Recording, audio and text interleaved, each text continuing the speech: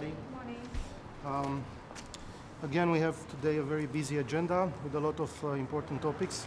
We have just finalized a working breakfast with the Libyan foreign minister, and I have expressed my full support for the reform progress in the country. And we have discussed especially, and I think the main point of interest now is the preparation for the December elections, but also for ensuring a proper implementation of the Geneva Action Plan for the withdrawal of mercenaries and foreign fighters and foreign forces from the country. And we have discussed some possible ideas, and I have also suggested some. The most important topic from the perspective of Romania on today's agenda is the Eastern Partnership and the preparation for the summit in December. And from my perspective, the Eastern Partnership Summit this year is a very important and strategic momentum. And I think we have to be ready to adopt very important decisions as far as the support for the Eastern partners, as far as the support for the reform process in these countries, and to have some very concrete forward-looking deliverables. I think ensuring the resilience, ensuring the recovery, and supporting the reform process of the countries in the Eastern Partnership is key.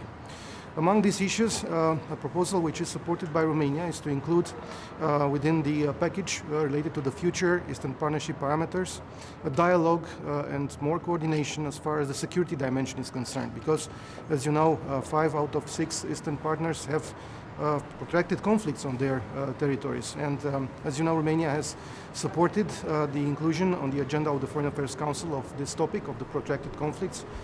We have also paid a visit in the South Caucasus in June, together with my colleagues from Austria and Lithuania. I think it's important to follow on this issue. Last but not least, I think making efforts in order to ensure more financial and technical assistance for the structural reforms in the Eastern Partnership countries is very important.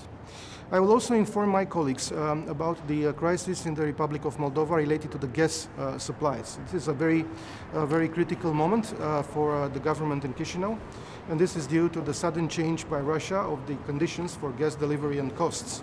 So I will ask my colleagues and the European institutions to support with experts and with financial assistance the resolution of this crisis, because overcoming this crisis will allow the Chisinau government to implement the ambitious reform process they have embarked on after the July 11 elections in the country.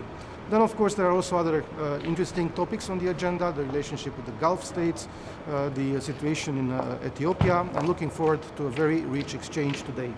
Thank you. Mr. Minister, how confident are you that the election in Libya will take place despite that every day there are more and more divisions? That's why we have discussed this very thoroughly, and I think it's very important to make sure that the proper conditions are met and the calendar, which is already established, is respected. And I think the situation of the withdrawal of foreign forces and mercenaries has a lot to do with ensuring a very good, proper climate for elections in December. Thank you.